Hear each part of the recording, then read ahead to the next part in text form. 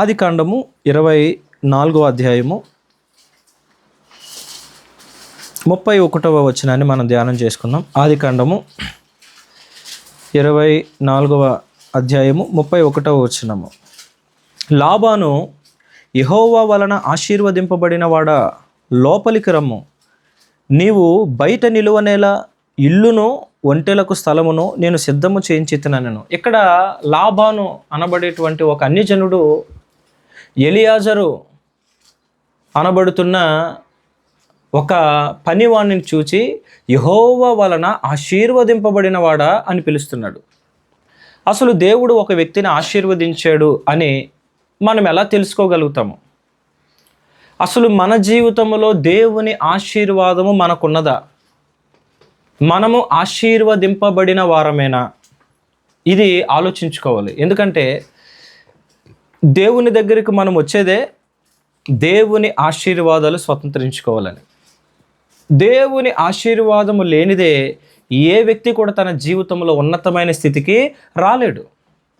ఒకవేళ ఈ లోకంలో ఉన్నతమైన శిఖరాలు అధిరోహించిన ఏ రంగంలోనైనా అతని జీవితంలో సమాధానము, నెమ్మది, సంతోషము, సంతృప్తి అనేవి అతని జీవితాలలో కనబడదు.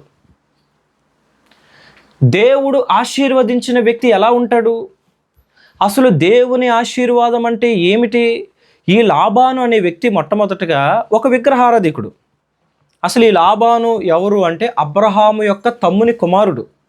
ఇతను ఒక విగ్రహారాధికుడు. బైబిల్లో రాయబడింది. యెహోషువ గ్రంథం ఒకసారి మనం చూద్దాము. మీరు జాగ్రత్తగా రెఫరెన్స్లని నోట్ చేసుకోవాలి అందరూ. దేవుని ఈ లాబాను అనేటువంటి వ్యక్తి ఒక విగ్రహారాధికుడు అని నేను చెప్తా ఉన్నాను కదా, దానికి సంబంధించిన ఆధారాన్ని మనం లేఖనంలో చూద్దాము. యెహోషువ గ్రంథము 24వ అధ్యాయము. యెహోషువ గ్రంథము 24వ అధ్యాయము 2వ వచనం చూడండి. 2వ వచనం. యెహోషువ జనులందరితో ఇట్లనెను, ఇశ్రాయేలీయుల దేవుడని యెహోవా చెప్పున్నదేమనగా, ఆది కాలము నుండి మీ పితరులు అనగా అబ్రహాముకును నాహోరుకును తండ్రి అయిన తెరహు కుటుంబీకులు నది అద్దరిని నివసించి ఇతర దేవతలను పూజించిరి. తెరహు అనే ఒక వ్యక్తి ఉన్నాడు. అతనికి 3 కుమారులు ఉన్నారు. అందులో ఒక అతని పేరు అబ్రహాము, మరొక అతని పేరు నాహోరు. ఈ నాహోరుకి బెతూయేలు అబ్రహాముకి తమ్ముడు ఉన్నాడు. తెరహు అనే ఒక తండ్రి ఉన్నాడు. అతనికి అబ్రహాము, నాహోరు, హారాన్ అనే 3 కొడుకులు ఉన్నారు. పెద్దవాడు అబ్రహాము, రెండోవాడు నాహోరు. ఈ నాహోరుకు ఒక కొడుకు ఉన్నాడు. అతని పేరు బెతూయేలు. అతనికి పుట్టిన కుమారుడే లాబాను.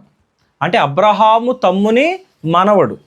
అబ్రహాము యొక్క తమ్ముని మనవడు ఎవరు? ఈ లాబాను. లాబానుకు ఒక సహోదరి ఉంది, ఆమె పేరు రెబ్కా. ఇప్పుడు ఈ లాబాను అనబడేటువంటి వ్యక్తి, ఇతను ఒక విగ్రహారాధికుడు. విగ్రహారాధికుడు అనగానే దేవుడు ఎవరో తెలియని వ్యక్తి. సృష్టిలో ఏదో ఒక పదార్థాన్ని తీసుకుని దానికి ఒక రూపాన్ని ఇచ్చి దానికి ఒక దేవత పేరునో దేవుడి పేరునో సొంతంగా నామకరణం చేసి అదే దేవుడిగా నమ్మి కొలిచేవారు. వాళ్ళకి దేవుడు అంటే ఏంటో తెలియదు. వాస్తవానికి దేవుడు అంటే సృష్టికర్త. ఆకాశమును, భూమిని, సముద్రమును, అందల సమస్తమును సృజించినవాడు. ఆయనను ఎవరు తయారు చేయలేరు, చేయకూడదు. దేవుడిని ఎవరు సృష్టించకూడదు. దేవుడే సమస్తమును సృష్టిస్తాడు కానీ దేవునిని ఎవరు సృష్టించకూడదు. అయితే ఈ లాబాను అనే వ్యక్తి ఒక విగ్రహారాధికుడు. అంటే దేవుడు ఎవరో తెలియనివాడు. దేవుడు అంటే ఎవరు, ఆయన లక్షణాలు ఎలా ఉంటాయి, ఎవరిని దేవుడు అని పిలవాలి అనే విషయాలు తెలియని వాడికి దేవుని ద్వారా కలిగే ఆశీర్వాదం గురించి ఏం తెలుస్తుంది? అర్థం కాదు కదా. ముందు మీరు ఒక విషయం తెలుసుకోండి. దేవుడు అంటే ఎవరు? దేవుడు అనగా సృష్టికర్త. చెప్పండి, దేవుడు అనగా ఎవరు? సృష్టికర్త, సమస్తమును సృజించినవాడు. దేవుడు అనగా సృష్టికర్త, సమస్తమును సృజించినవాడు. ఆకాశము, భూమి, సముద్రం, అందలి సమస్తమును సృష్టించినవాడు దేవుడు. ఆయనకి ప్రారంభం లేదు, ఆయనకి అంతము లేదు. దేవునికి ప్రారంభం ఉండదు, దేవునికి అంతము ఉండదు. కానీ విగ్రహానికి ఒక ప్రారంభం ఉంటుంది, విగ్రహానికి ఒక అంతము ఉంటుంది. మరి విగ్రహారాధికుడైన లాబానుకి ఆశీర్వాదం గురించి ఎలా తెలుస్తుంది? ఎలియాజర్ను చూచినప్పుడు యెహోవా వలన ఆశీర్వదింపబడిన వాడా అని ఎలా అన్నాడు? దేవుని ద్వారా ఆశీర్వదింపబడిన వ్యక్తి అని ఎలా పిలిచాడు? అంటే ఏం చూశాడు ఎలియాజర్లో? దేవుడు ఇతనిని ఆశీర్వదించాడు అని ఎలా గుర్తుపట్టాడు? చాలా ఇంపార్టెంట్ విషయం చెప్తున్నాను మీకు అమ్మ. క్రైస్తవులు, ప్రాముఖ్యంగా చెప్తున్నాను, ఒక వ్యక్తిని దేవుడు ఆశీర్వదించాడు అని క్రైస్తవులు ఎలా గుర్తుపట్టాలి, మనం ఎలా గుర్తుపట్టాలి అనేది ఒక ప్రశ్న అయితే, లాబాను ఎలియాజరు ఆశీర్వదింపబడిన వ్యక్తి అని లాబాను ఎలా గుర్తుపట్టాడు? దేన్ని ఆధారం చేసుకుని మాట్లాడాడు? యెహోవా వలన అఖిల గారు, యెహోవా వలన ఆశీర్వదింపబడిన వాడా అని ఎలియాజర్ని లాబాను ఎందుకు పిలిచాడు? ఎలియాజరు దేవుని చేత ఆశీర్వదింపబడిన వ్యక్తి అని లాబానికి ఎలా అర్థమైంది? ఎలా గ్రహించాడు? ఒక విగ్రహారాధికుడు ఎలా గ్రహించాడు? బైబిల్లో ఒక మాట చూపిస్తాను చూడండి. ఆదికాండంలోనే ఒక మాట చూద్దాం. ఆదికాండము ఇప్పుడు మనం చదువుకున్న 24వ అధ్యాయంలోనే, 24వ అధ్యాయము 29-30 వచనాలు చూడండి. రెబ్కాకు లాబానును ఒక సహోదరుడు ఉండెను. అప్పుడు లాబాను ఆ బావి దగ్గర వెలుపటనున్న ఆ మనుషుని యొద్దకు పరుగెత్తుకొని పోయాను. ఇప్పుడు ఎలియాజరు రెబ్కా వాళ్ళ ఊరు వెళ్ళినప్పుడు ఏం జరిగిందో మీకు తెలుసు కదా. అందరూ తలలను పైకి ఎత్తి నా వైపు చూసి చెప్పండి, ఏం జరిగిందో మీకు తెలుసు కదా. ఎలియాజరు అక్కడికి వెళ్తాడు, ప్రార్థన చేస్తాడు, రెబ్కా వస్తుంది, ఇతను అనుకున్నది జరుగుతుంది. అప్పుడు ఎలియాజరు ఆమెకు కొన్ని బంగారపు ఆభరణాలు ధరింపజేసి బహుమానంగా ఇస్తాడు. ఈమె ఇంటికి వెళ్ళే విషయాలు చెప్తుంది అందరికీ. అప్పుడు లాబాను ఎలియాజరు దగ్గరికి, ఇతను ఆ ఊరి వెలుపల బావి దగ్గరే ఉంటాడు. ఎవరు? ఎలియాజరు. ఇంకా వాళ్ళ ఇంటికి వెళ్ళడు. లాబాను వాళ్ళ ఇంటి దగ్గర నుంచి పరుగున ఈ ఊరు వెలుపల ఉన్న బావి దగ్గర ఎలియాజరు దగ్గరకు వస్తాడు. వచ్చి ఇప్పుడు చూడండి, రిబ్కాకు లాబానును ఒక సహోదరుడు ఉండే 29వ వచనం. అప్పుడు లాబాను ఆ బావి దగ్గర వెలపటనున్న మనుషుని యొద్దకు పరుగెత్తుకుని పోయాను. అతడు జాగ్రత్తగా ఇది అండర్లైన్ చేసుకోండి పెన్నులు ఉన్నవాళ్ళు. అతడు ఆ ముక్కు కమ్మిని తన సహోదరుని చేతులనున్న ఆ కడియములను చూచి దేని చూస్తున్నాడు? ఇప్పుడు ఈయన ఎలియాజరు కొన్ని ఆభరణాలు తీసుకుని వచ్చాడు, బంగారపు ఆభరణాలు, తన యజమానుడైన అబ్రహాముకు సంబంధించినవి, ఎలియాజరువి కాదు. ఇప్పుడు ఎలియాజరు తీసుకొచ్చిన ఆభరణాలు ఎవరివి? అబ్రహామువి. ఆ ముందు అధ్యాయంలోకి రండి, 24వ అధ్యాయం చూడండి. 24వ అధ్యాయము 10వ వచనం చూడండి.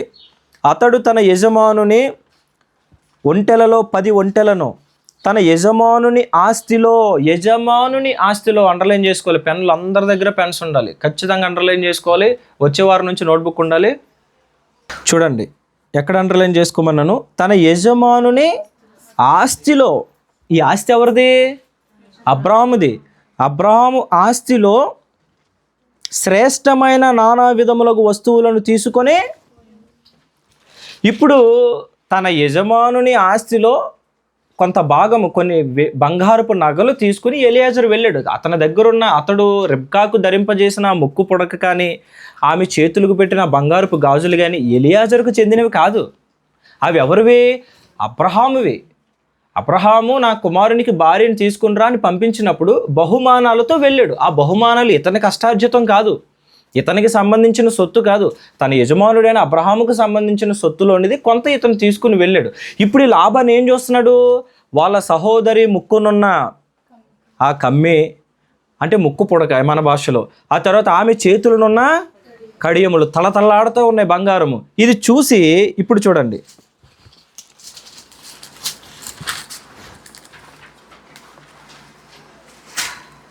తన సహోదరి, అతడు ఆ ముక్కు కమ్మిని 30 వచనం, ఆదికాండం 24:30. అతడు ఆ ముక్కు కమ్మిని తన సహోదరి చేతులనున్న కడియములను చూచి, ఆ మనుషుడు ఏలాగు నాతో మాట్లాడినని తన సహోదరి అయిన రిబ్కా చెప్పిన మాటలు విని ఆ మనుషుని యొద్దకు వచ్చాను. అతడు ఆ బావి యొద్ద ఒంటెల దగ్గర నిలిచి ఉండగా లాబాను, యెహోవా వలన ఆశీర్వదింపబడిన వాడా.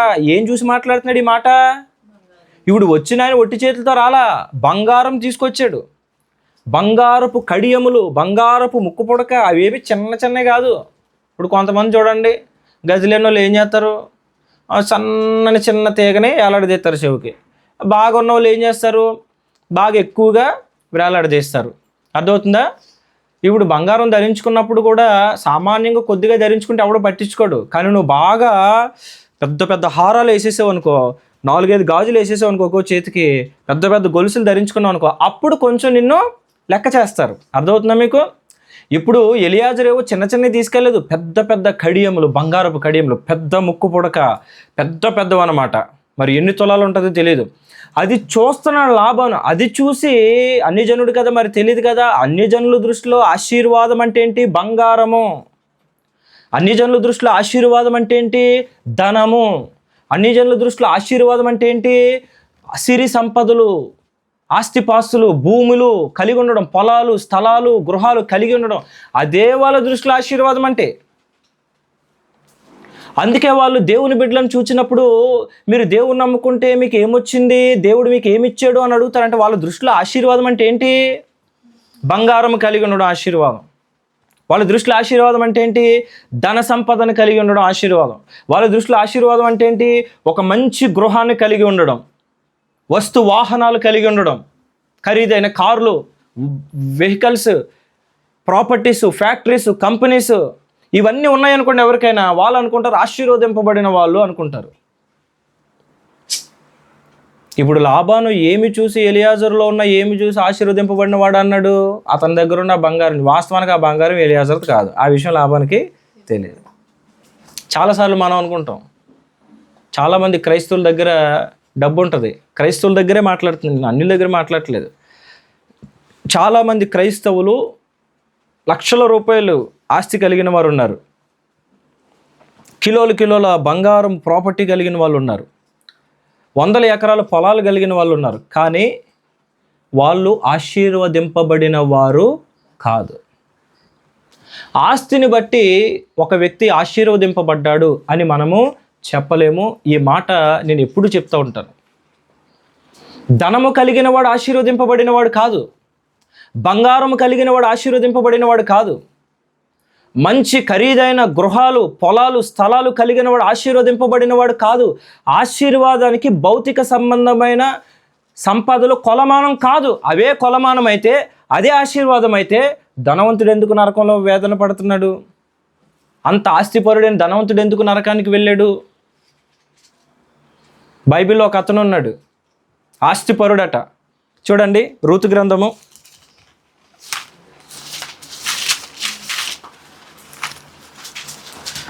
'న్యాయాధిపతుల' తర్వాత ఉంటుంది.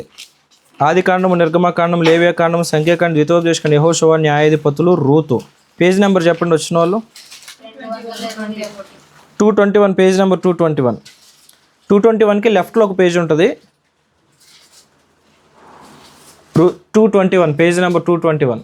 రూతు గ్రంథము 2వ అధ్యాయము 1వ వచనం చూడండి. నయోమి పెనిమిటికి బంధువుడు ఒకడు ఉండెను. అతడు చాలా ఆస్తిపరుడు. అతడు ఎలీమెలెకు వంశపు వాడై ఉండెను. అతని పేరు బోయజు. ఇతను బోయజ్ ఎవరంట? చాలా ఆస్తిపరుడంట. అయితే 4వ వచనం చూడండి. బోయజు బెత్లెహేము నుండి వచ్చి, యెహోవా మీకు తోడై ఉండునుగా కానీ చేను కొయ్యవారితో చెప్పగా, వారు యెహోవా నిన్ను ఆశీర్వదించునుగా కానిరి. ఇవి ఆస్తిపరుడు కదా, మళ్ళీ యెహోవా నిన్ను ఆశీర్వదించునుగా అంటున్నారండి. అంటే బోయజ్కి ఆశీర్వాదం లేదా? ఆస్తి ఆశీర్వాదం కాదా? ఆల్రెడీ బ్లెస్ అయిపోయినాడు, ఇంకా బ్లెస్ చేయడం ఎందుకు? ఆశీర్వాదం లేనివాడికి ఆశీర్వాదం ఇవ్వాలి, ఆశీర్వాదం ఉన్నవాడికి ఆశీర్వాదం ఎందుకు? చాలా ఆస్తిపరుడు.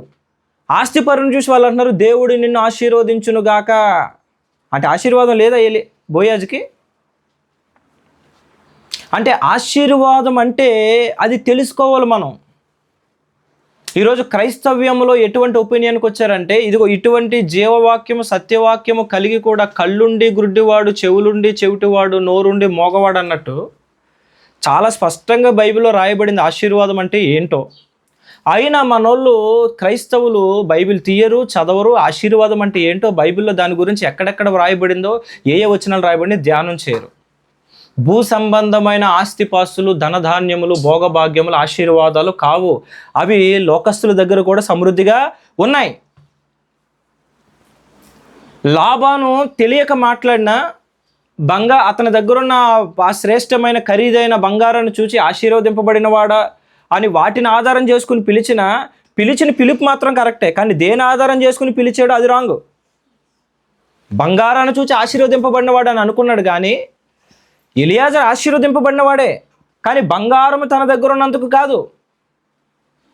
ఎలియాజరు ఆశీర్వదింపబడినవాడే, మరి ఎలా ఆశీర్వదింపబడినవాడు ఎలియాజరు? ఆశీర్వాదం అంటే ఏంటి?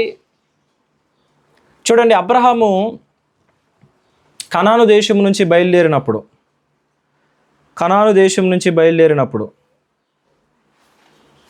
మీకు ఇక్కడ మ్యాప్ పాయింటింగ్లో చూడండి, ఇక్కడ డాట్స్ కనబడుతున్నాయా?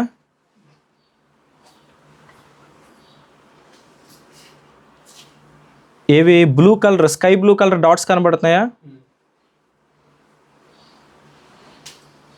కింద నుంచి ఇక్కడ యూఆర్ అని ఉందా? ఇదిగోండి యూఆర్, నేను కర్సర్ కదుపుతున్నాను చూడండి.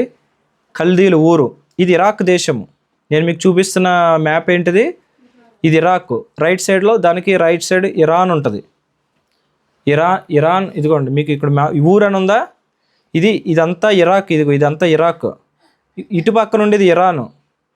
ఇగో ఈ పైన ఇది సిరియా, ఇది ఇజ్రాయేల్, ఈ మూల ఇజ్రాయేల్. ఇవన్నీ దేశాలు. అర్థమవుతుందా? యూఆర్ అని చూడండి, కల్దీల ఊరు కనబడుతుందా?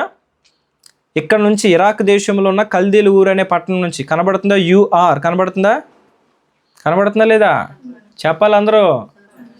ఈ కల్దీల ఊరు అనే పట్టణం నుంచి బయలుదేరి ఇక్కడికి ఇలా హారాన్ వచ్చాడు. ఈ హారాన్ ఎక్కడుంది?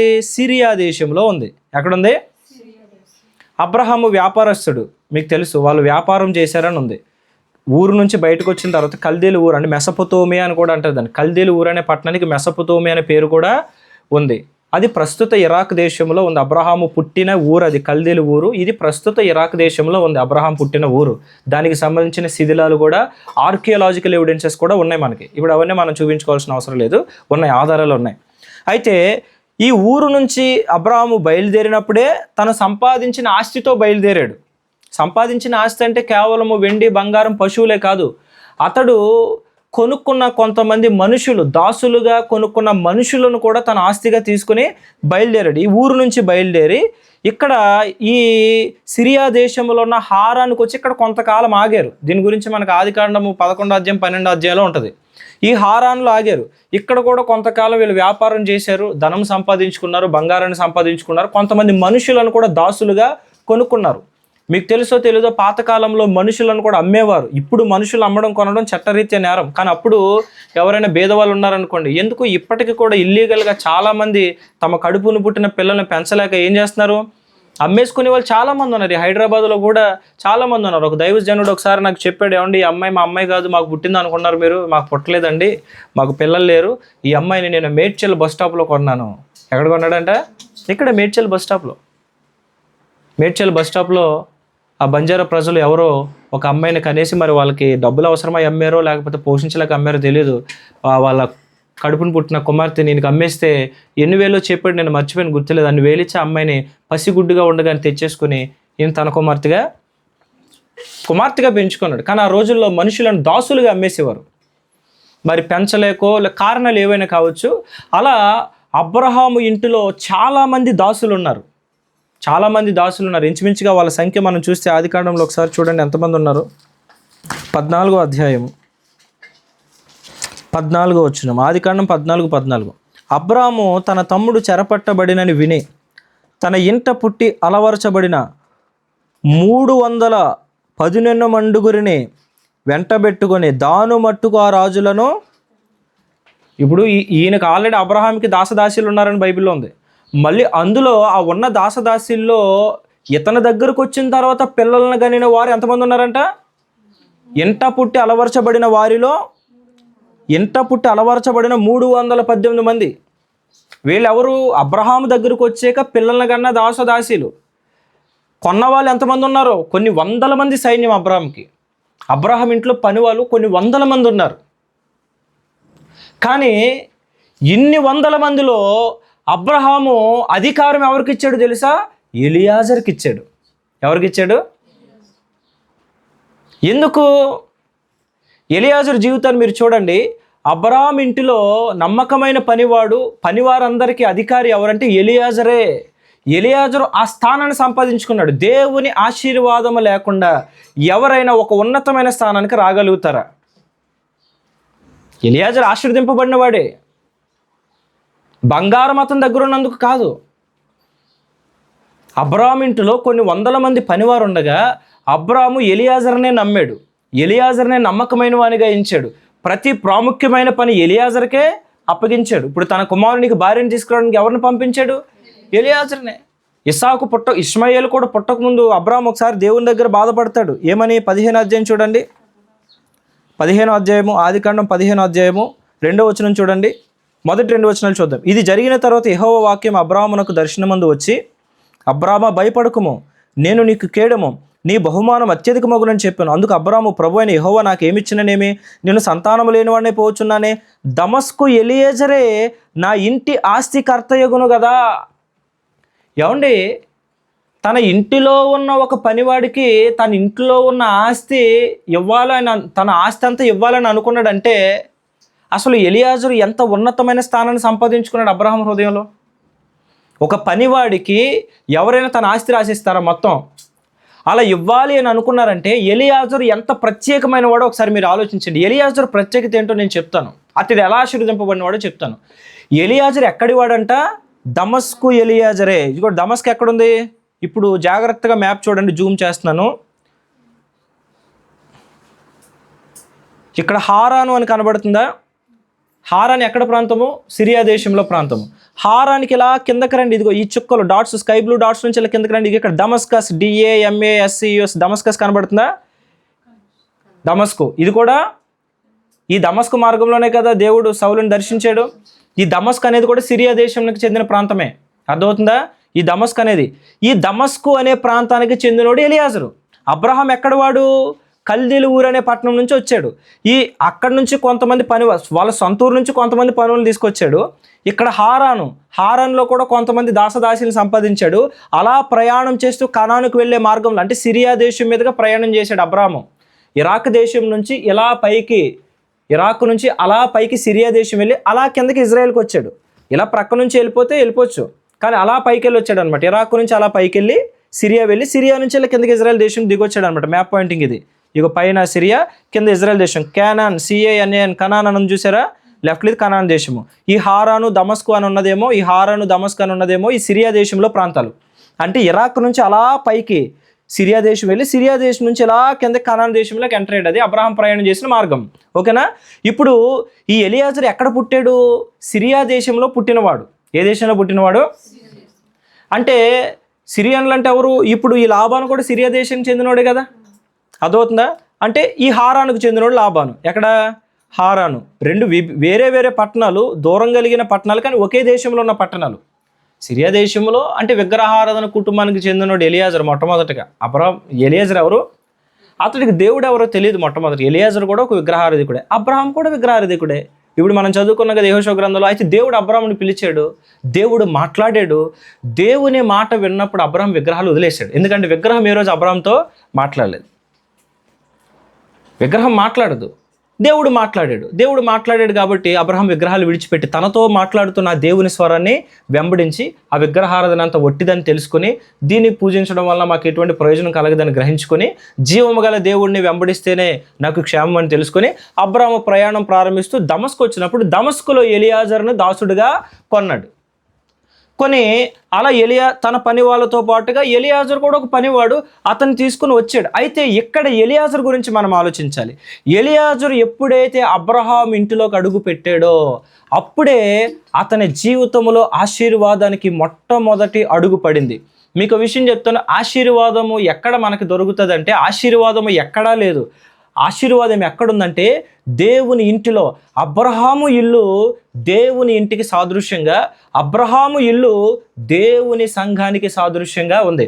ఒక వ్యక్తి తన జీవితంలో ఆశీర్వాదాన్ని పొందుకోవాలంటే అతడు ఖచ్చితంగా దేవుని ఇంటికి వచ్చి తీరాలి. దేవుని ఇంటిలోనే ఎవరికైనా ఆశీర్వాదం దొరుకుతుంది.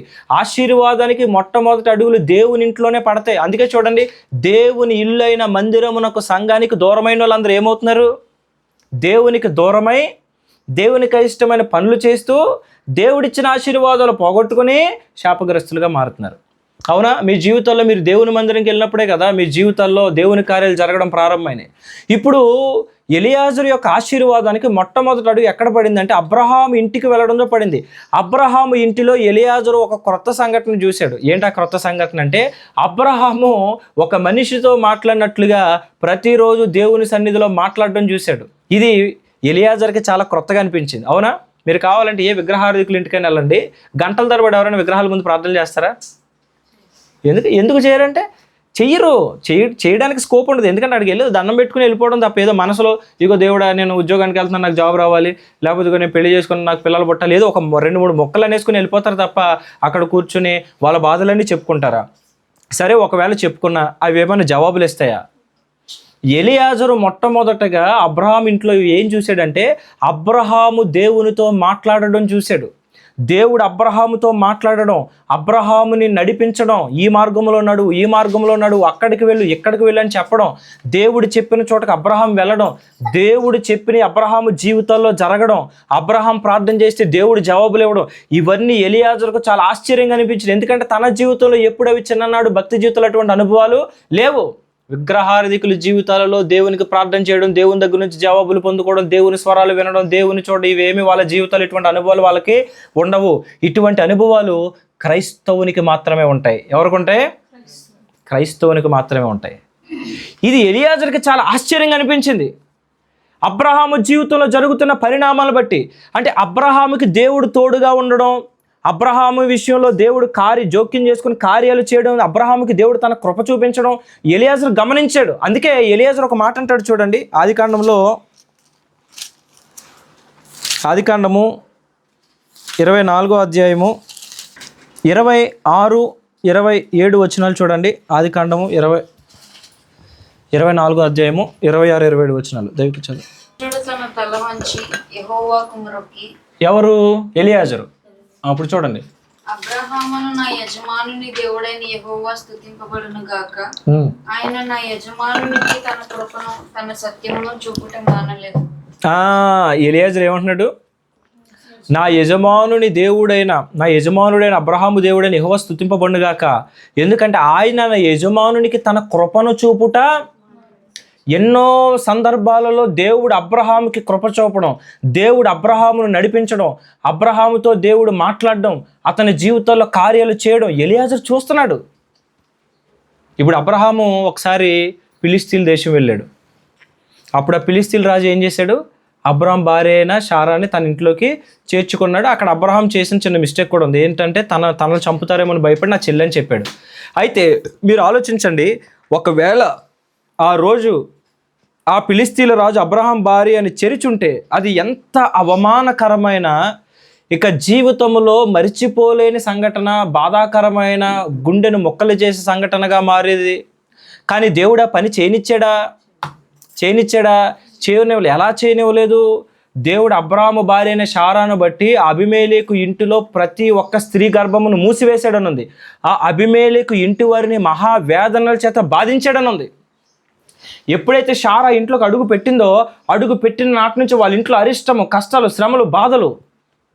ఇక చివరకు ఒక రోజు రాత్రి దేవుడు అబీమెలెకుతో మాట్లాడుతూ, నీవు నీ ఇంట చేర్చుకొనిన ఆ స్త్రీ ఆ వ్యక్తికి భార్య, ఆమె విషయంలో నీవు చచ్చిన వాడవు సుమా అనగానే అబీమెలెకు ఏం చేశాడు? అయ్యా, నువ్వు చేసిన పనేంటి? ఈమె నీ భార్య అంట. నీ భార్య అని ఈయనకి ఎలా తెలిసింది? దేవుడు చెప్పాడు. ఇగో ఎలియాజరు షాక్ అయిపోతున్నాడు. మీకు అర్థమైందా? ఎలియాజరుకి దేవుడంటే వాస్తవమైన వాడు, దేవుడంటే అన్నీ చూస్తాడు, ఓహో ఆయనకి అన్నీ తెలుసు. ఎవరైతే ఆయన చెప్పిన మార్గంలో నడుస్తారో వారిని ఎల్లప్పుడూ కాపాడుతాడు. దేవుడంటే కాపాడేవాడు. దేవుడంటే ఎవరు? దేవుడంటే కాపాడేవాడు, రక్షించేవాడు, సహాయం చేసేవాడు, ఆదుకునేవాడు, ఆదరించేవాడు, ఓదార్చేవాడు, ధైర్యం చెప్పేవాడు, నడిపించేవాడు. అతడు దేవుడు అని పిలువబడ్డానికి యోగ్యుడు. ఇప్పుడు ఈ లక్షణాలన్నీ ఎలియాజర్కి ఎవరిలో కనబడుతున్నాయి? అబ్రహాం ఆరాధిస్తున్న దేవుడని యెహోవాలు ఇవన్నీ ఎలియాజర్కి కనబడుతున్నాయి.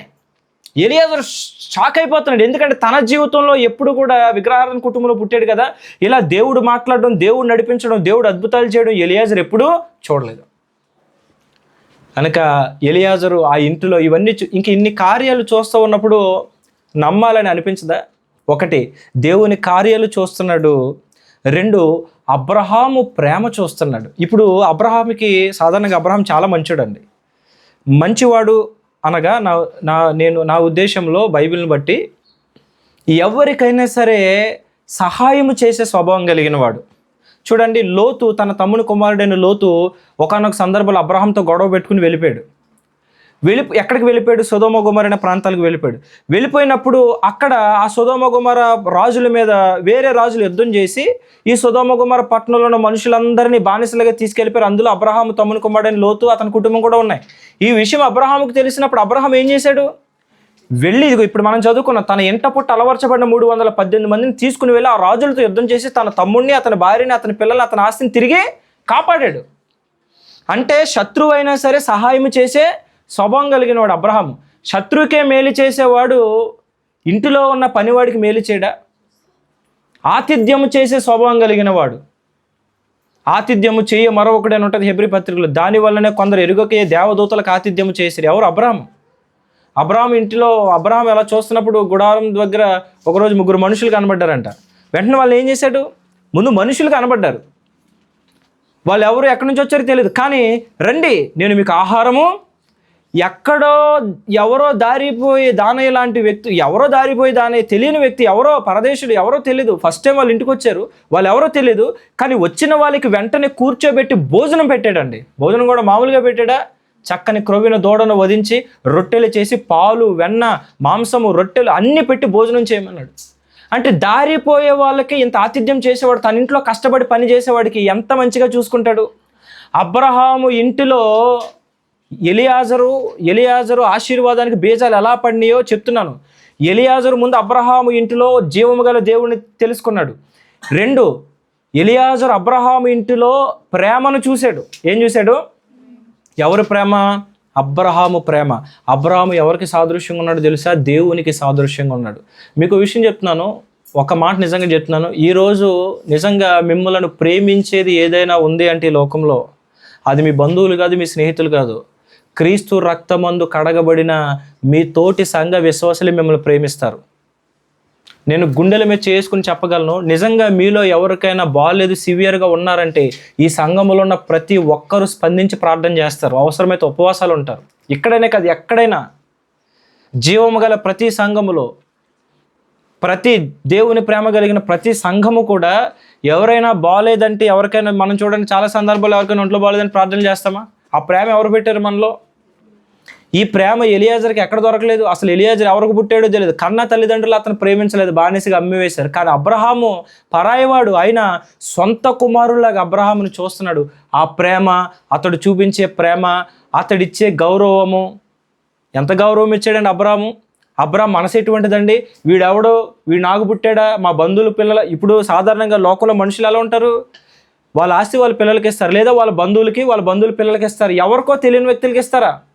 కానీ అబ్రహాము ఎక్కడో ఇరాక్లో పుట్టి, సిరియా దేశంలోని దమస్కు పట్టణంలో పుట్టిన ఎలియాజరుకు తన ఆస్తిని రాయాలనుకున్నాడంటే అబ్రహాం ప్రేమలో ఏమీ లేదు, పక్షపాతం లేదు. అబ్రహాము స్వభావాన్ని చూస్తున్నాడు, మంచివాడా, యోగ్యుడా, అదే చూస్తున్నాడు తప్ప నావాడా, మా బంధువు, ఆ స్నేహితు అది చూడట్లేదు.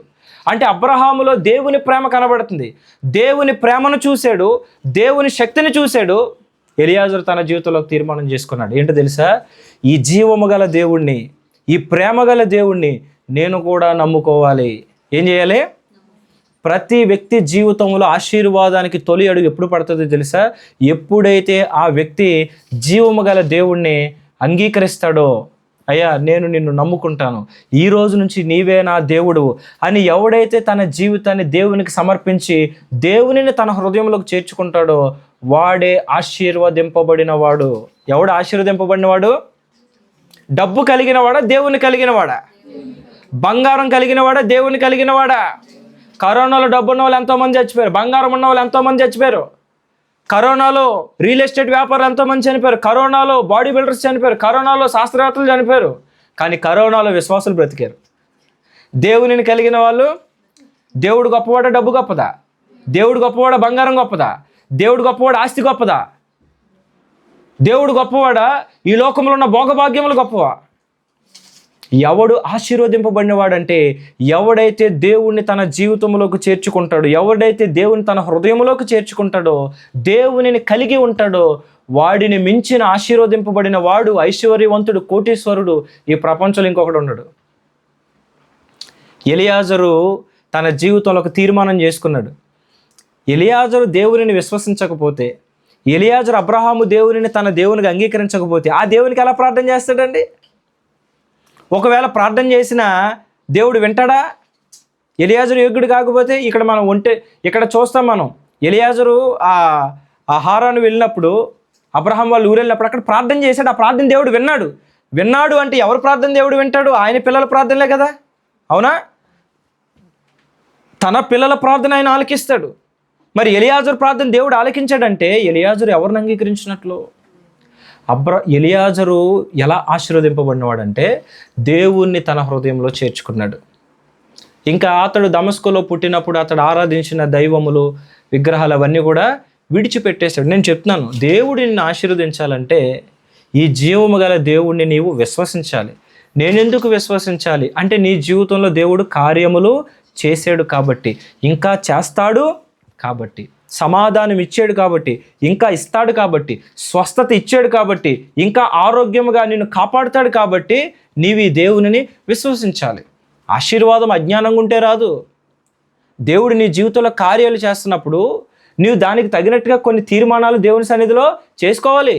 అయ్యా, నువ్వు నా జీవితంలో కార్యం చేసావు, నన్ను స్వస్థపరిచావు, నన్ను బాగు చేసావు. మరి కృతజ్ఞతగా నువ్వేం చేయాలి?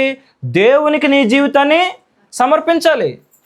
అంతేగాని 10 రూపాయలు ఇస్తానని నేను వెళ్ళిపోతాను అని అంటే నువ్వు ఇచ్చే డబ్బుల కోసం దేవుడు నిన్ను స్వస్థపరచలా. నీవు ఆయన బిడ్డవు కాబట్టి, నిన్ను ఆయన సృష్టించుకున్నాడు కాబట్టి, ఆయన నీ దేవుడు కాబట్టి దేవుడు నీ జీవితంలో కార్యము చేశాడు.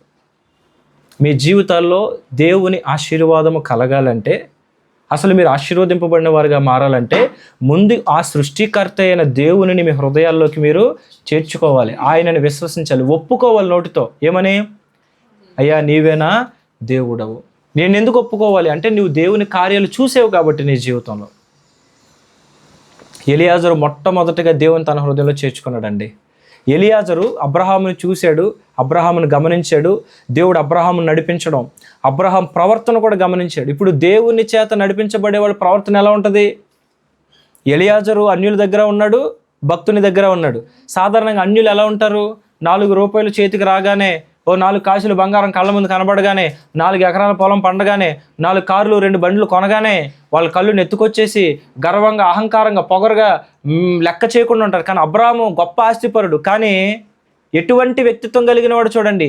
ఎవరో తెలియని 3 మనుషులు తన ఇంటి ముందు కనబడితే పరుగునెళ్ళి వాళ్ళను కూర్చోబెట్టి ఏదో మహారాజులు వచ్చినట్టు భోజనం పెడతాడంటే అతనిలో ఎంత తగ్గింపు అబ్రాహాములో.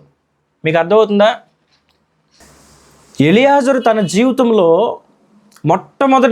అతడు చేసుకున్న మొట్టమొదటి తీర్మానం ఏంటంటే, అతను చూస్తున్నాడు, నేను లోకంలో ఉన్న మనుషులను చూస్తున్నాడు, అబ్రహాం చూస్తున్నాడు. అబ్రహాంలో ఉన్న తగ్గింపు అంటే దేవునితో ఉండేవారు ఎలా ఉంటారా? అంత ఆస్తి ఉన్నా. ఇంకొకటి, అబ్రహాములో లోకాశలు లేవు. ఏం లేవు? అంత ఆస్తి కలిగుండి కూడా అతడు 1 అడుగు భూమి కూడా కనాన్లో కొనలేదు. ఏం చేయలేదు? ఎందుకంటే దేవుడు ఇస్తానని చెప్పి అతడు కొనలేదు. అతనిలో ఏ ఆశ, అబ్రహాములో గర్వం లేదు, అహంకారం లేదు, వివాదాలాడే స్వభావం లేదు, హెచ్చించుకునే స్వభావం. ఎలియాజరు ఆకర్షితుడయ్యాడండి. నేను నిజంగా మాట చెప్తున్నాను, అబ్రహాము ఇంటికి సాదృశ్యంగా ఉన్న ఈ దేవుని సంఘంలో ఉన్న బిడలు మీ ప్రవర్తనను చూచి అనేకులు ఆకర్షించబడి ప్రభు దగ్గరికి రావాలి. ఈరోజు ఆశీర్వదింపబడిన అబ్రహాము జీవితము ఎలియాజరు జీవితాన్ని ఆశీర్వాదంలోనికి నడిపించింది. జీవం గల దేవుని ఆరాధించి అబ్రహాము యొక్క ప్రార్థన ఒక విగ్రహారాధికుడైన ఎలియాజరును కూడా ప్రార్థన చేసేటట్టుగా, జీవం గల దేవుని విశ్వసించేటట్టుగా మార్చింది. మన జీవితాలు అలా ఉండాలి. నువ్వు ఆశీర్వదింపబడినవాడు అయితే నీ ద్వారా ఇంకొకటి ఆశీర్వదింపబడాలి. ఆశీర్వదింపబడడం అనగా జీవము గల దేవుణ్ణి తన హృదయంలో చేర్చుకోవడం. దేవునిని కలిగిన వాడే ఆశీర్వదింపబడినవాడు. ఆశీర్వదింపబడినవాడు ఎవడు? దేవునిని కలిగిన వాడే. అయితే మరి దేవునిని కలిగిన వాడు ఎలా ఉండాలి? ఈరోజు చాలామంది దేవుని కలిగి ఉన్నారు. ఇక్కడ మారు మనసు పొందారు, బాప్టిజం పొందారా పొందలేదా? మన మారు మనసు ఎంత? మునిగినప్పుడు ఉన్న మారు మనసు ఇప్పుడు ఉందా? మొదటి సంవత్సరం చేసిన భక్తి ఇప్పుడు ఉందా? మొదట్లో ఊపేస్తాం, మామూలుగా ఉండదు. ప్రార్థన అంటే సమయానికి 1 గంట ముందు వస్తాం, ప్రతి ప్రార్థనకు వచ్చేస్తాం. రాను రాను రాను రాను రాను రాను ఏమవుతుంది చూడండి. పరుగు పందులు పరుగు పెట్టేటప్పుడు అందరూ స్టార్ట్ చేస్తారు ఫస్ట్ రన్నింగ్. First 1 2 3 start. ఇక్కడ విజిల్ వేయగానే పరుగా పరుగు పరుగు పరుగు. ఒక 100 మీటర్లు అవగానే నెమ్మదిగా డౌన్ అవుతుంది స్పీడ్. 150 మీటర్లు దాటగానే గమ్యానికి చేరేది ఎంతమంది? అది ఫస్ట్ ఒకడు హుసేన్ బోల్ట్ లాంటి వెళ్తాడు. మిగతా వెనకాల ఇలాగ అనుకుంటా జాగ్రత్త, నీకు ఏ బహుమానము అక్కడ దొరకదు. పరుగు పందెం అంటే మరి బహుమానము పొందినంతగా ఏది ఆ మొదట్లో ఉన్న తగ్గింపేది, ఆ మొదట్లో ఉన్న మరి ప్రార్థన ఏది, ఆ మొదట్లో ఉన్న ఆసక్తి ఏది, ఆ మొదట్లో ఉన్న కన్నీటి ప్రార్థన ఏది, ఉపవాస ప్రార్థన ఏది, మందిరం పట్ల ఆసక్తి ఏది, సమయానికి వచ్చే అనుభవం ఏది, ఇవన్నీ ఏమైపోతున్నాయి రాను రాను. ఆ దేవునిని కలిగిన వారు,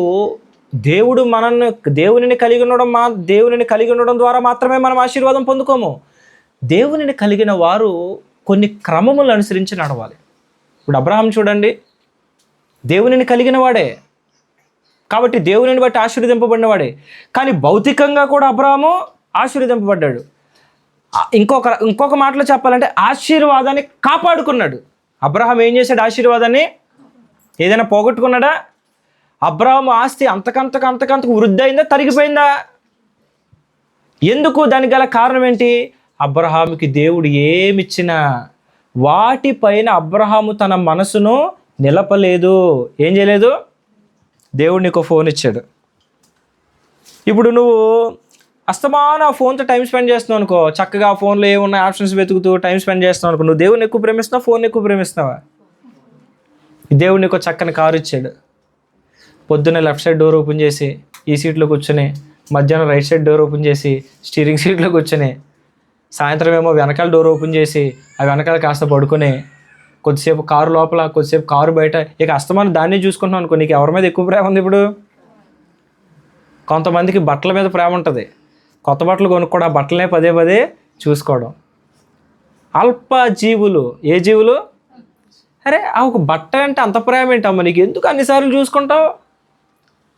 కొంతమందికి బంగారం, ఆభరణం భర్త కొని తెచ్చాడు అనుకోండి, లోకస్తులు, క్రైస్తవులు ఎవరో కొనివ్వరు అనుకోండి బంగారాన్ని, ఆ బంగారమే చూసుకుని ఎంత తన్మయం అయిపోతారో, వాటితో ఎక్కువ టైం స్పెండ్ చేస్తారు.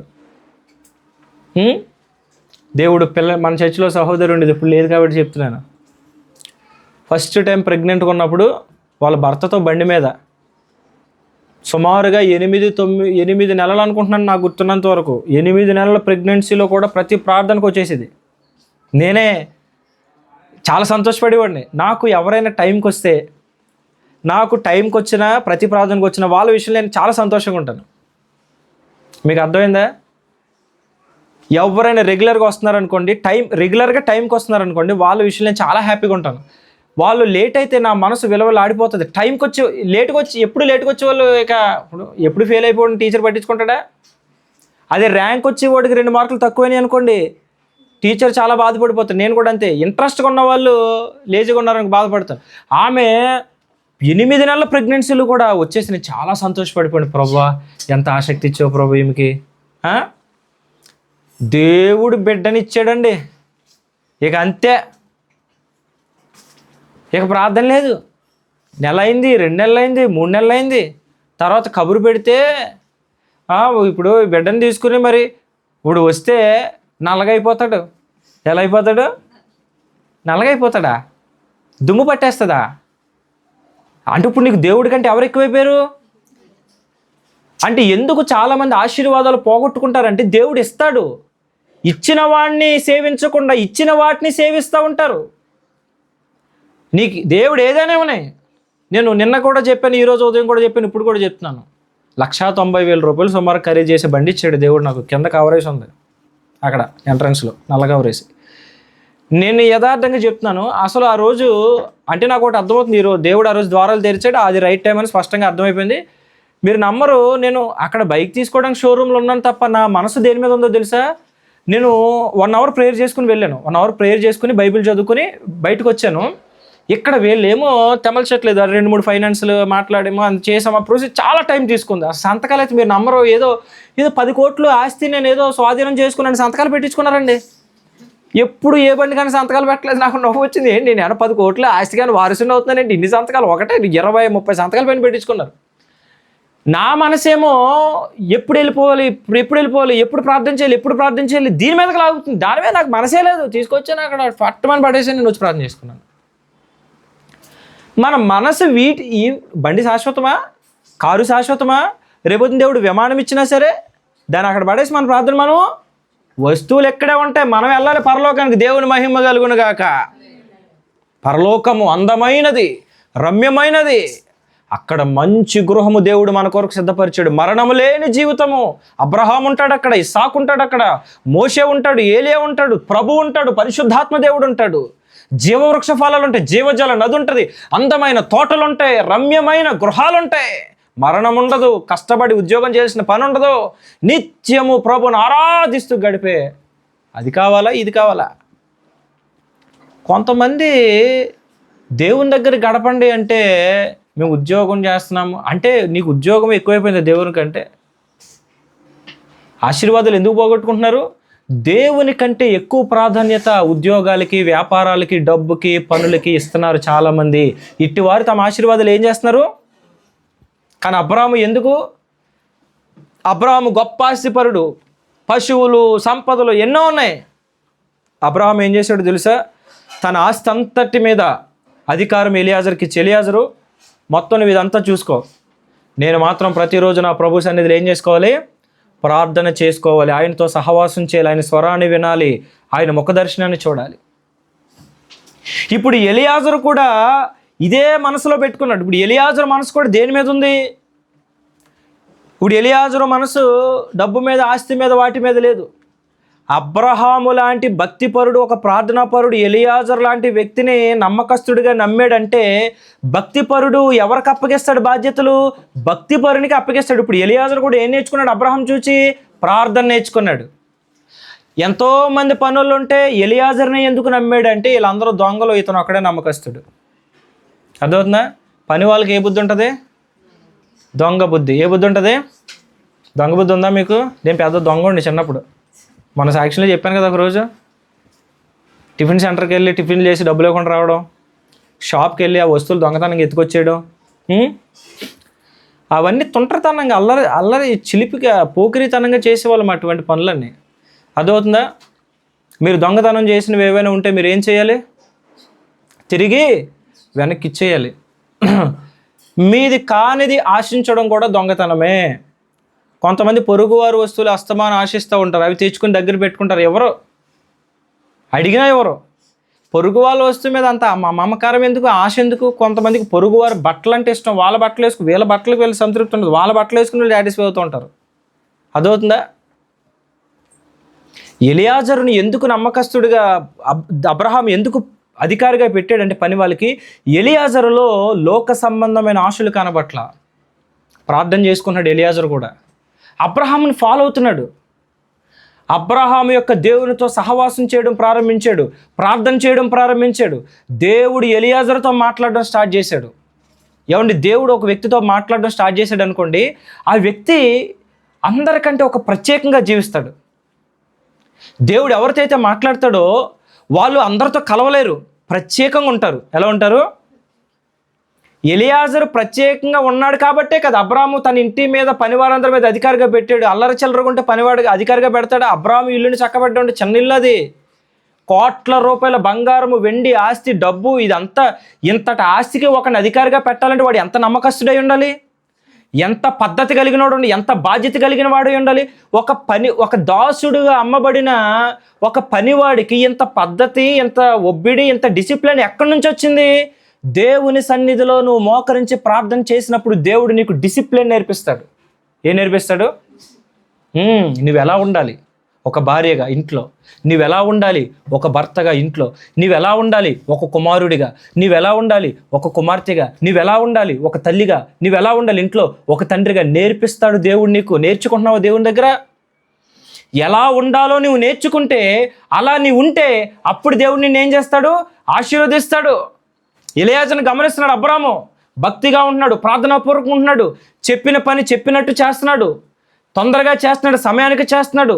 అతని ప్రవర్తనలో ఒక ప్రత్యేకత, డిసిప్లిన్, ఒబీడియన్స్, ప్రార్థన, నమ్మకత్వం అన్నీ కనబడుతున్నాయి.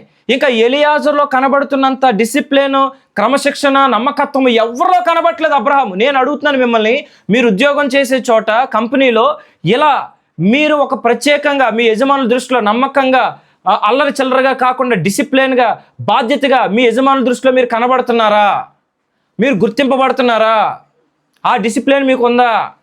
అరే నీకు లేగడానికే డిసిప్లిన్ లేదు, ఒక్కొక్కరికి మనం ఫోన్ చేసామనుకోండి, అప్పుడు మన ఫోన్తో నిద్ర లేగుతారు వాళ్ళు. ఎవరి ఫోన్తో? నీ లేవడానికి ఒక టైం లేదా నాన్న? బాబు చిట్టుకన్నా, నీకు టైం లేదా? ఒక ఉద్యోగం చేస్తున్నావు కదా, నీకు ఒక డిసిప్లిన్ లేదా? లేవడానికి ఒక టైం పెట్టుకోవా? నువ్వేమన్నా పాస్టర్ గారిలాగా అన్న ఉపవాసం. ఇప్పుడు నేను అనుకోండి, మరి ఇప్పుడు ఉపవాసం ఉన్నప్పుడు శరీరం చిన్న విషయం, అన్నపానాలు మానేసి ఉపవాసం ఉండడం అంటే. ఎలియాజరు చూడండి, ఎలియాజరు ముందు అబ్రహాము దేవుని విశ్వసించాడు, దేవుని తన హృదయంలో చేర్చుకున్నాడు. అక్కడితో ఆపేలా ఆ దేవునితో మాట్లాడడం ప్రారంభించాడు. మీ జీవితాలు ఎప్పుడు ఆశీర్వదింపబడతాయంటే దేవునితో మాట్లాడడం మీరు ఎప్పుడైతే నేర్చుకుంటారో. అర్థమవుతుందా? నేను పదే పదే చెప్తున్నాను. ఈ సంవత్సరం మోకరించండి, ప్రార్థన చేయండి, దేవుని సన్నిధిలో మొరపెట్టండి. దేవునితో మీరు మాట్లాడుతూ ఉంటే దేవుడు మీతో మాట్లాడుతూ ఉంటాడు. మీకు అనేక విషయాలు బయలుపరుస్తూ ఉంటాడు. ఎవరితో ఎలా ఉండాలి, ఎక్కడ ఎలా ఉండాలి, ఎవరిని నమ్మాలి, ఎవరిని నమ్మకూడదు, దేవుడు నేర్పిస్తాడండి. నాకు ప్రారంభంలో తెలిసేది కాదు. మన బిడ్డలు, సంఘ బిడ్డలు తెలివైన వాళ్ళు ఉన్నారు చక్కగా. వాళ్ళు చెప్పినట్టు నేను ఎవరినైనా సరే తీసుకొచ్చేసి నెత్తి మీద కూర్చోబెట్టేసుకునేవాడిని. అలాగే ఒకసారి ఎవరో ఒక అతను వస్తే చక్కగా ప్రేమతో మంచి కోడి మాంసం తెప్పించి మంచి రొట్టెలు చేయించి పెట్టానండి. పెడితే మనోడోసారి తాగేసి వచ్చాడు. ఏం చేశాడు? తాగేసి వచ్చి గొడవ చేశాడు. అప్పుడు నాకు అర్థమైంది త్రాగుబోతులతో ఎలా ఉండాలి. మీకు అర్థమైందా? ఎంతవరకు మాట్లాడాలి, మాట్లాడించవచ్చా, మాట్లాడించకూడదా? ఎవరు నేర్పిస్తారు ఇవన్నీ మనకి? ఇప్పుడు ఎవరో ఒక ఆయన ఫోన్ చేశాను నాకు ఇప్పుడు, 5 మిస్డ్ కాల్, ఎత్తలేదు ఫోన్ ముందు. ఎందుకు? చేయగానే ఎత్తకూడదు, అందరికీ కాదు. ఎవరు ఫోన్ ఎత్తాలో వెంటనే వాళ్ళ ఫోన్ ఎత్తాలి, ఎవరు ఫోన్ ఎత్తకూడదు వాళ్ళ ఫోన్ వెంటనే ఎత్తకూడదు. కొంతమందికి దేవుడు మళ్ళీ 5 సార్లు మిస్డ్ కాల్ వచ్చింది, నేను ఎత్తలా. 6వ వచ్చింది, ఎత్తలా. 7వ చేస్తున్నాడు, ఎత్తాను. ఏంటి సంగతి? నాది ఇది సమస్య. ఓకే, నేను ఇప్పుడు ప్రార్థన ఉంది, నాకు ప్రార్థన అయిన తర్వాత విషయం కనుక్కొని చేస్తాను. ఇంకేదో చెప్పబోతున్నాడు, నేను చెప్పాల్సిన చెప్పేసి తక్కువ కట్ చేశాను. ఎందుకు? నీతో మాట్లాడడానికి లేని ఇక్కడ నేను. నీకుతో ఎంతవరకు మాట్లాడాలో నాకు బాగా తెలుసు. నా టైం చాలా విలువైనది. నువ్వేదో చెప్తావు, నీ సమస్య నాకు అర్థమైంది, అంతే. నువ్వు ఇచ్చే ఎక్స్ప్లెనేషన్ వినడానికి ఇక్కడ టైం లేదు. జ్ఞానము ఏం కావాలి? ఒక పనివాడు, ఎక్కడో ఒక విగ్రహారాధన కుటుంబంలో పుట్టి దాసుడుగా అమ్మబడిన వాడు, చదువు సంధ్య లేనివాడు ఎలియాజరు. అటువంటిది అబ్రహాము యొక్క ఇంటికి, ఆస్తికి కర్తగా, ఇంటిని ఏలేవాడుగా బాధ్యతలు పుచ్చుకున్నాడంటే అంత డిసిప్లిన్, అంత క్రమశిక్షణ, అంత బుద్ధి, అంత జ్ఞానం ఎలియాజర్కి ఎవరిచ్చారు? దేవుడిచ్చాడు. ఎందుకంటే ఎలియాజరులో గొప్ప ప్రార్థన అనుభవం కనబడుతుంది మనకి. అక్కడ చూసాం కదా, బావి దగ్గర ఎలా ప్రార్థన చేశాడో, చక్కని ప్రార్థన. అతని ప్రార్థనకు వెంటనే జవాబు. ఆశీర్వదింపబడిన వ్యక్తివేనా? ప్రార్థనకు వెంటనే నీకు జవాబులు ఇస్తున్నాడా దేవుడు? దేవుడు నీతో మాట్లాడుతున్నాడా? తోటి వారందరికంటే నీవు హెచ్చింపబడుతున్నావా? ఎంతోమంది పని వాళ్ళు ఉంటే అందరినీ దాటుకుని ఎలియాజరు ఒక ఉన్నతమైన స్థానానికి వచ్చాడంటే ఎలియాజరు ఎంత ప్రార్థన చేశాడు. ఎలియాజరులో ఎంత నమ్మకత్వాన్ని అబ్రహాం చూశాడు. అంత నమ్మకమైన స్వభావం ఎలియాజర్కి ఎలా వచ్చింది? దేవునితో సహవాసము చేసే వారిలో దేవుడు ఏం చేస్తాడో తెలుసా? ఆయనతో సహవాసం చేసేవారిలో ఉన్న చెడు లక్షణాలన్నీ దేవుడు పెకలించి వేస్తూ ఉంటాడు. మీరు దేవునితో సహవాసం చేసే కొద్దీ మీరు రూపాంతరం చెందుతూ ఉంటారు. అది ఒక్క రోజులో జరిగే ప్రాసెస్ కాదు. అందుకే నిత్యము మీరు ప్రభు సన్నిధిలో ఎందుకు ప్రార్థన చేయాలంటే ప్రతి దినము మిమ్మల్ని దేవుడు చెక్కుతూ ఉంటాడు. ఆయనలో మీకు అయిష్టమైనవి, మీలో ఆయనకు అయిష్టమైనవి ఏవైతే ఉన్నాయో అవి మాట్లాడుతూ, బయలుపరుస్తూ, ఒక్కొక్క లోపాన్ని మీలో తొలగిస్తూ, ఒక్కొక్క మెట్టు మిమ్మల్ని పైకెక్కిస్తూ చివరికి ఒక ఉన్నతమైన స్థితికి తీసుకొస్తాడు. 100 మంది పనివారు ఆ ఇంట్లో ఉండగా ఇతడు వాళ్ళందరికీ అధికారి అయ్యాడంటే అది ఆశీర్వాదమా కాదా? దేవునిని కలిగిన వాడు ఉన్నతమైన స్థితికి రావాలి. నీ ఉన్న చోట నీవు అందరికంటే ఉన్నతమైన స్థితిలో, నీ సహోదరులందరికంటే, నీ కుటుంబంలో ఉన్న వారందరికంటే నీవు అన్ని విషయాల్లో ఉన్నతమైన స్థానంలో ఉండాలి. అది ఎప్పుడు సాధ్యమవుతుందంటే దేవునితో నీవు సహవాసము చేసినప్పుడే సాధ్యమవుతుంది. కానీ బాధాకర విషయం ఏంటంటే చాలామంది దేవునితో సహవాసం చేయలేకపోతున్నారు. చేయగలుగుతున్నారా? మీరు ప్రార్థన చేయగలుగుతున్నారా? సాధన చేయాలి. ప్రార్థనను ఏం చేయాలి? ప్రార్థన అనేది ఒక సాధన. ప్రార్థన రావట్లేదా? ఏం చేయాలో తెలుసా? ప్రభు నాకు ప్రార్థన రావట్లేదంటే నాలో ఏదో లోపము ఉంది, నాలో ఏదో బలహీనత ఉంది. అదేంటో నాకు అర్థం కావట్లేదు ప్రభు, బయలుపరచు. నేను నీ దగ్గర ఒప్పుకుంటానయ్యా. నా దోషాలు ఏవైనా ఉంటే క్షమించు ప్రభు. నేను ప్రార్థన చేయగలగాలి నీ సన్నిధిలో. ఆ శక్తి నాకు కావాలి. ఇలా స్టార్ట్ చేయాలి ప్రార్థన. మీకు అర్థమైందండి? అక్కడ నుంచి స్టార్ట్ చేయాలి ప్రార్థన. మరి నేను రక్షించబడిన క్రొత్తలో అసలు నాకు రక్షణే లేదు, ప్రార్థన ఏం తెలుస్తుందండి? చిన్నప్పుడు ఏదో తల్లిదండ్రులు నేర్పించిన అలవాటు ప్రార్థన తప్ప భోజనం చేసేటప్పుడు లేచిన తర్వాత ఈ ప్రార్థనలు ఎప్పుడూ ఉన్నాయి, చిన్నప్పటి నుంచి ఉన్నాయి, అవి ఎప్పుడు పోలేదు. నామకార్థమైన భక్తి, లేవగానే ప్రార్థన చేసుకోవడం, పడుకునే ముందు ప్రార్థన చేసుకోవడం, సినిమాలకు వెళ్ళినా, స్నేహితులతో తిరిగినా, కానివి చూసినా, బాట్లాడినా, ఇక పడుకునే ముందు చిన్న ప్రార్థన లేచిన తర్వాత అలవాటుగా అయిపోయింది ఆ నామకార్థమైన భక్తి. కానీ ప్రత్యేకించి దేవుని సన్నిధిలో మోకరించి ఆసక్తిగా దేవుని సన్నిధిలో బాధలు చెప్పుకోవడం, లేదా అవసరమైన అడగడం, లేదు దేవుని దర్శనాలు చూడడం, దేవుని స్వరాన్ని వినడం, ఇటువంటివి లేవు. దేవుని స్వరాన్ని వినే అనుభవం అయితే అసలు లేదు. కానీ ప్రభు నాతో ఒకసారి మాట్లాడాడు. ఆయన మాట్లాడడం ఆ రోజు మొదలుపెట్టాడు 2012 నవంబర్లో. ఈ రోజు వరకు ఆపలేదు, రోజు మాట్లాడుతూనే ఉన్నాడు. ఆయన సన్నిధిలో మోకరించినప్పుడు దేవుడు మాట్లాడతాడు, ప్రార్థిస్తూ ఉన్నప్పుడు, వాక్యం చదువుతున్నప్పుడు మాట్లాడతాడు. ఎలియాజరు జీవితాన్ని ఒకసారి మీరు ఆలోచించండి. ఒక పనివాడు, గొప్ప ఇంటిలో ఒక పనివాడు, 100 మంది ఉన్నారు పనివాళ్ళు, కానీ వాళ్ళందరినీ దాటుకుని అబ్రహాము దృష్టిలో నమ్మకస్తుడని పేరు తెచ్చుకున్నాడు. తన కుమారునికి పెళ్లి చేయడానికి ఎవరిని పంపించాడు? అబ్రాహాము ఎలియాజరును పంపించాడు. తన యజమానుని ఆస్తిలో శ్రేష్టమైన భాగాలు తీసుకెళ్ళాడంట. ఆస్తి ఎవరి స్వాధీనంలో ఉంది? అబ్రాహాం ఏమంటున్నాడు? అయ్యా, నువ్వు నాకు పిల్లల్ని ఇవ్వకపోతే నా ఆస్తికి కర్త ఎవరు? ఇతనికే నా ఆస్తి అంతా ఇచ్చేస్తాను. ఎందుకని? నా ఆస్తి ఇతనికి ఇస్తానన్నాడంటే ఎలా ఉన్నాడు అబ్రాహాం దగ్గర? ఒక కొడుకులాగా. ఎలా బ్రతికాడు? ఆయన కడుపును పుట్టలా, కానీ కడుపును పుట్టిన వానిలాగా అంత నమ్మకంగా. నేను అడుగుతున్నాను, మీరు అంత నమ్మకంగా పనిచేస్తున్నారా? మీరు ఉద్యోగాల్లో ఆ నమ్మకత్వం మీకుందా? సంఘంలో అంత మంచి నమ్మకమైన విశ్వాసులుగా మీరు ఉన్నారా? ఆశీర్వాదం ఎక్కడి నుంచి వస్తుందంటే నమ్మకమైన వానికి ఆశీర్వాదాలు వస్తాయి. ఎవరికి ఆశీర్వాదాలు వస్తాయి? భారీగా నమ్మకంగా ఉండు నీ భర్త పట్ల, భర్తగా నమ్మకంగా ఉండు నీ భార్య పట్ల, ఒక విశ్వాసిగా నమ్మకంగా ఉండు పరిచర్య పట్ల, ఒక భక్తునిగా నీ సృష్టికర్తని దేవుని ఎదుట నమ్మకంగా ఉండు, నమ్మకమైన భక్తుడిగా. ఉద్యోగం చేసే చోట నమ్మకత్వం, వ్యాపారం చేసే దగ్గర నమ్మకత్వం. నీ వ్యాపారంలో మోసాలు ఉండకూడదు, నీ వ్యాపారంలో అన్యాయాలు ఉండకూడదు, అక్రమ సంపాదనలు ఉండకూడదు, అక్రమ సంపాదనలు నీ ఇంట్లోకి రాకూడదు. నీది కాని డబ్బు నువ్వు సంపాదించిన అన్యాయంగా అక్రమంగా వచ్చేది నీ ఇంట్లోకి రాకూడదు. నమ్మకత్వం, నీ ఇంట్లో ఎక్కడ దొంగతనము, నీ ఇంట్లో ఎక్కడ అపవిత్రత, దేవుని చిత్తానికి అయిష్టమైన కనబడడానికి వీల్లేదు. అప్పుడే దేవుడు నిన్ను ఆశీర్వదిస్తాడు. 101వ కీర్తనలో ఉంది ఒక మాట, చదువుకుని వాక్యం ముగించుకుందాం. 101వ కీర్తన చూడండి. 101వ కీర్తన 6వ వచనం. నా యొద్ద నివసించినట్లు దేశములో నమ్మకస్తులైన వారిని నేను కనిపెట్టుచున్నాను. నిర్దోష మార్గమందు నడిచేవారు నాకు పరిచారకులగుదురు.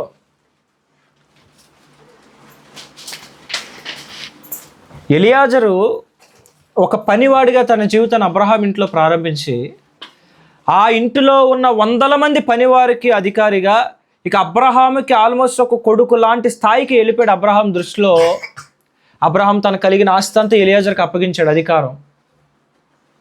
ఇంత నమ్మకత్వాన్ని పొందుకున్నాడు, అంత ఉన్నతమైన స్థితికి వచ్చాడు ఎలియాజరు ప్రార్థన చేస్తూ ఉంటే అతని ప్రార్థనలు ఎంత శక్తివంతంగా ఉన్నాయంటే ఎలియాజర్ ప్రార్థనలు, ప్రార్థన ముగించక ముందే దేవుడు జవాబులు ఇచ్చేస్తూ ఉన్నాడు. అంత గొప్ప ప్రార్థన నేర్చుకున్నాడు ఎలియాజర్ ఆశీర్వదింపబడినవాడు. ఎందుకంటే ఒక బానిసగా జీవితాన్ని ప్రారంభించి బానిసలను ఏలేవాడిగా తన జీవితాన్ని మార్చుకున్నాడు. ఒక పనివాడిగా ఇంట్లో అడుగుపెట్టి పనివారికి అధికారిగా ఆ యజమానునికి సొంత కొడుకులాగా మారాడు. అది ఆశీర్వాదం అంటే. మీ జీవితాలు ఇటువంటి ఆశీర్వాదాలు మీకున్నాయా? మీరున్న చోట మీరు ఏ స్థితిలో అయితే అడుగు పెట్టారో, ఏ కంపెనీలో లేకపోతే ఏ పనిలో, ఏ వ్యాపారంలో ఏ స్థితిలో అయితే అడుగు పెట్టారో ఆ రంగాన్ని ఏలగలుగుతున్నారా? క్రైస్తవుడు ఎక్కడుంటే అక్కడ ఏలాలి, పరిపాలించాలి. ఆ స్థితికి మీరు వచ్చారా? అది ఎప్పుడు సాధ్యమవుతుందంటే జీవము గల దేవునితో నడిచినప్పుడు. మనం దేవుని కలిగి ఉన్నాం, మనం దేవుని కలిగి ఉన్నాం, కానీ ఆశీర్వాదాన్ని చూడలేకపోతున్నాం. ఎందుకంటే మనం దేవుని కంటే ఎక్కువగా లోకానికి ప్రాధాన్యత ఇస్తున్నాం. అవునా కాదా? యేసు ప్రభు చెప్పినట్లుగా, మార్తా నీవు విస్తారమైన పనులు పెట్టుకుని తొందరపడుచున్నావు, కానీ అవసరమైనది ఒక్కటే. ఏమిటి? నా పాదముల దగ్గర కూర్చుని నేను చెప్పు బోధ ఆలకించు, అప్పుడు నీ ప్రాణమునకు విశ్రాంతి కలుగుతుంది. విశ్రాంతి ఎందుకు లేదండి మన జీవితానికి? అందరూ తీర్మానం చేసుకోండి. ఈరోజు నేను సేవ చేస్తున్నాను ఈ ప్రాంతంలో. మా తల్లిదండ్రులు నిజంగా చెప్తున్నాను, ఈ పరిచర్యకు వచ్చినప్పుడు మా నాన్నగారు జోబులో ఒక్క 100 రూపాయల కాగితం పెట్టలేదు నా జోబులో. అర్థమవుతుందా? ఒక తులం బంగారం ఇవ్వాల, మాకేమి భూములు ఇంకా పంచిపెట్టి ఇదిగో మేము ఏదో మీరు సేవ చేస్తున్నారు, తల్లిదండ్రులుగా మేము ఇది సంపాదించాము, మరి అమ్ముకునే మీరు ఎక్కడైనా మందిరాలు కట్టుకోండి కొనుక్కోండి, మాకేమీ ఇవ్వలేదు వాళ్ళ చేతులతోటి. నేను ఇక్కడికి వచ్చి దేవుని మీద ఆధారపడి నా ఆశ అంటే ఏదో మా తల్లిదండ్రులు నిందించట్లేదు. నేనేం చెప్తున్నానంటే నేను తల్లిదండ్రులు నమ్ముకోలే, దేవుణ్ణి నమ్ముకున్నాను. ఇప్పుడు నేను ఇక్కడికి వచ్చి పరిచర్య స్టార్ట్ చేసి ఇప్పుడు నేను ప్రతిరోజు ప్రభు సన్నిధిలో మోకరించి నాకేం కావాలి సేవలో, నాకేం అవసరతలు ఉన్నాయి పరిచర్యలో, నాకేం అవసరతలు ఉన్నాయి వ్యక్తిగతంగా, నా పిల్లలకి నేనేం చేయాలి, నా భార్యకి నేనేం చేయాలి, నా కుటుంబానికి, నా పరిచర్యకి నేనేం చేయాలి, నా సంఘానికి ఏం కావాలి, నా కుటుంబానికి ఏం కావాలి, ఇవన్నీ నేను ఆయన సన్నిధిలో మోకరించి ఆయనకి చెప్పుకుంటున్నాను. ఆయన కూడా నాకేం కావాలో అవన్నీ వాటి కాలంలో సమకూరుస్తాడు. ఇప్పుడు ఈ ఊరు వచ్చాను, ఈ ఊరిలో ఇదే అద్దె కొంపలో ఉంటానా? ఎల్లకాలం ఉండను కదా.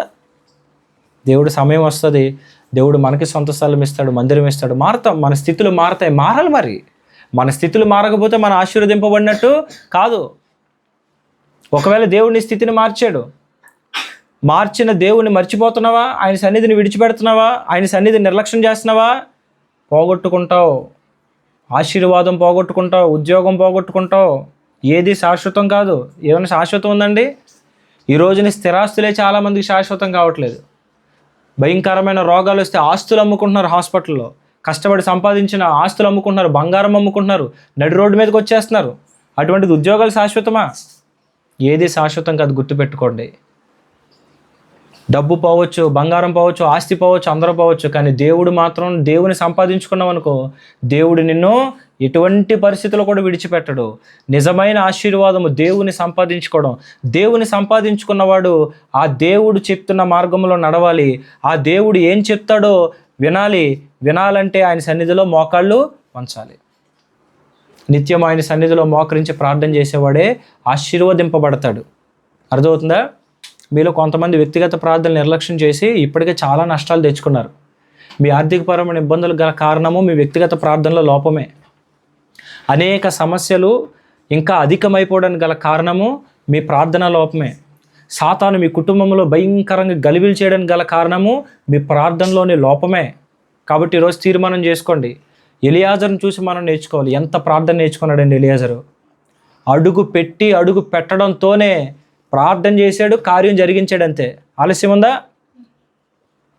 కాబట్టి 2 మాటలు చెప్తున్నాను. ఇంకా ఇక్కడ ఎవరైతే యేసు ప్రభుని దేవునిగా అంగీకరించలేదో, మీ హృదయాల్లోకి చేర్చుకోలేదో, దేవుడు మిమ్మల్ని ఆశీర్వదించాలంటే ముందు ఆయనని మీ హృదయంలోకి చేర్చుకోండి. ఎందుకు మేము చేర్చుకోవాలి? నిన్ను స్వస్థపరిచాడు కాబట్టి, నీ ప్రార్థన ఆలకించి నిన్ను బాగు చేశాడు కాబట్టి, నీ జీవితంలో మేలులు చేస్తున్నాడు కాబట్టి, దేవుని నువ్వు నమ్మిన నాటి నుంచి, ఆయన సన్నిధికి వస్తున్నప్పటి నుంచి అడగకుండానే ఎన్నో అద్భుతాలు దేవుడు నీ జీవితంలో చేస్తున్నాడు. చిన్నదైనా పెద్దదైనా ఆయనకి నీ హృదయంలో చోటిచ్చావనుకో, ఇంకా గొప్ప కార్యాలు చేస్తాడు.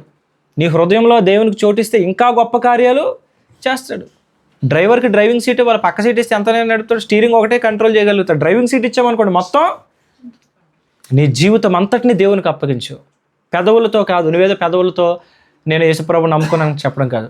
నువ్వు నిజంగా యేసుప్రభుని నమ్ముకుంటే, యేసుప్రభుని దేవుడిగా విశ్వసిస్తే, నీ నుదుటి మీద ఉన్న అన్యనామాలు తీసి పక్కన పెట్టే. ఎందుకంటే ఇక వాటితో నీకు పని లేదు. ఎందుకంటే ఇది యేసుప్రభు నామం కాదు, ఇది అన్యనామము. కాబట్టి దీన్ని తీసి పక్కన పడే. దేవుడు తన నామము నీ నొసల మీద చెక్కుతాడు. దేవునికి మహిమ కలుగును గాక. ఈ నామము నీ మీద ఉంటే నువ్వు క్రైస్తవురాలు కాదు, నువ్వు అన్యురాలువే. నువ్వు యేసు ప్రభు బిడ్డగా మారాలంటే ఈ నామం పక్కన పెట్టాలి. నువ్వు యేసు ప్రభు బిడ్డగా మారాలంటే నీ ప్రవర్తన మార్చుకోవాలి. నీ హృదయంలోకి ఆయన చేర్చుకున్నావు, అప్పుడు నీ ప్రవర్తనలో ఆయనే మార్పులు కలిగిస్తాడు. ప్రభు నిన్ను నా దేవునికి అంగీకరిస్తున్నాను, ఇది అన్యనామాలు తొలగిస్తున్నా, నీ నామాన్ని నేను నమ్ముకుంటున్నాను, నన్ను నడిపించే ప్రభు అంటే ఆయన నీలోనికి వస్తాడు, నిన్ను నడిపిస్తాడు, నీలో ఉన్న చీకటిని తొలగిస్తాడు, నీతో మాట్లాడతాడు. దేవుని స్వరాన్ని వినగలుగుతావు నువ్వు. దేవుడు మాట్లాడతాడు నీతో, నిన్ను హెచ్చరిస్తాడు, గద్దిస్తాడు, ఖండిస్తాడు, సరిచేస్తాడు, తెలియజేస్తాడు, జ్ఞానం ఇస్తాడు, అంతకంతకు నిన్ను హెచ్చిస్తాడు. ఈ అనుభవంలోకి మీరు అందరూ రావాలని నేను ఆశపడుతున్నాను. మనం ఎప్పుడున్న స్థితిలోనే ఉండకూడదు. సేవకుడిగా నేను నా పరిచయాల ఆశీర్వాదాన్ని కోరుతున్నాను. దేవుడు హెచ్చించాలని, ఘనపరచాలని, అభివృద్ధి చెందాలి. విశ్వాసులుగా మీరు కూడా మీ జీవితాలు అన్ని విషయాల్లో మీరు అభివృద్ధి చెందాలని, ఆశీర్వదింపబడాలని కోరుకోవాలి. ఆశీర్వదింపబడినవాడు ఎక్కడున్నా, ఆశీర్వదింపబడినవాడు ఎప్పుడు కూడా కొద్దిగా ప్రారంభిస్తాడు తన జీవితాన్ని, చివరికి వెళ్ళేసరికి ఉన్నతమైన స్థితిలో ఉంటాడు. ఆశీర్వాదం లేనోడు ఉన్నతంగా ప్రారంభించిన కాలం గడిచే కొద్దీ క్రిందకు వస్తూ ఉంటాడు. ఎటు వెళ్తున్నారో మీరు ఆలోచించుకోండి. ఎలియాజరు చేసిన మొదటి పని మీరు చేశారేమో, దేవుడిని విశ్వసించి మీ హృదయంలోకి చేర్చుకున్నారేమో. కానీ అతడు చేసిన రెండో పని, ఎలియాజరు దేవుని చేర్చుకోవడం కాదు, అబ్రహాములాగా, అబ్రహాము యజమానుడై ఉండి అంత గొప్ప ఆస్తికి వారసుడై ఉండి అతడు దాని మీద మనసు పెట్టకుండా దేవుని సన్నిధిలో ఎలా గడుపుతున్నాడు, ఎలియాజరు కూడా అబ్రహాం తనకి ఎంత పని చెప్పినా పని చేసేసి ఎలియాజరు కూడా అబ్రహాంతో సమానంగా ప్రార్థనలో గడుపుతున్నాడు. ఎలియాజరు ప్రార్థనలో గడుపుతున్నాడు కాబట్టి ఎలియాజరులో నమ్మకత్వము, మంచి స్వభావం, మంచి లక్షణాలు కలిగినాయి. అవి అబ్రహాం చూశాడు. ఎలియాజరు ప్రార్థన చేస్తున్నాడు, ఎలియాజరు విగ్రహారాధన మానేశాడు. ఎలియాజరులో నమ్మకత్వం కనబడుతుంది, మాటలో ప్రత్యేకత కనబడుతుంది. అది ఏ స్థాయికి వెళ్ళిపోయిందంటే, ఇంకా నాకు పిల్లలు పుట్టకపోతే ఎలియాజరుకి నాస్తంతా, ఎందుకంటే నా మార్గంలో ఎలియాజరు నడుస్తున్నాడు. అంత నమ్మకత్వాన్ని పొందుకున్నాడండి. నేను అడుగుతున్నాను, దేవుని దగ్గర మీకు ఎంత నమ్మకత్వం ఉందా? దేవుడు నిన్ను నమ్మి ఆశీర్వదించగలడా? దేవుడు నిన్ను హెచ్చించగలడా? నా బిడ్డకి ఏమిచ్చినా నా బిడ్డ వాటన్నిటికంటే నన్ను ఎక్కువగా ప్రేమించగలదు అని దేవుడు నిన్ను నమ్మగలడా?